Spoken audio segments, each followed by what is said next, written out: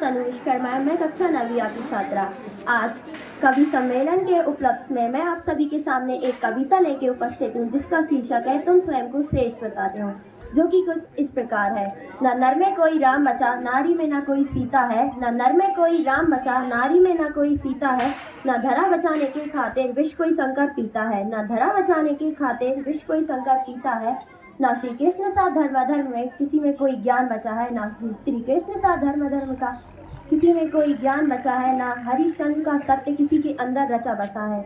ना हरिश्चंद्र का सत्य किसी के अंदर रचा बसा है।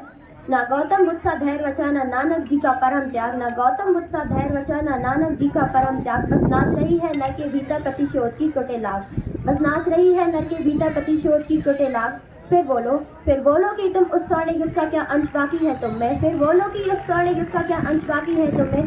कि किसी धूनी में रमकर तुम फूले नहीं समाते हो। कि किसी धूनी में रमकर तुम फूले नहीं समाते हो।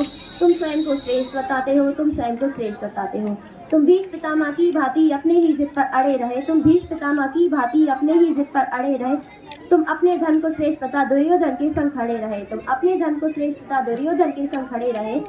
तुम शकुनी के षड्यंत्रों से घृत रहे, तुम दंग रहे। तुम शकुनी के षड्यंत्रों से घृत रहे, तुम दंग रहे। तुम कर्ण के जैसे होकर भी दुर्योधन दल के संग रहे। तुम कर्ण के जैसे होकर भी दुर्योधन दल के संग रहे। एक दुर्योधन फिर सत्ता के लिए युद्ध में जाता है। कुछ धर्मांधों के अंदर फिर थोड़ा धर्म जगाता है। कुछ धर्मांधों के अंदर फिर थोड़ा धर्म जगाता है। फिर धर्म की चिलम में नफरत की चिंगारी से, फिर धर्म की चिलम में नफरत की चिंगारी से आग लगाकर चरस का धुआं फूंक फूंक मतवाले होते जाते हो।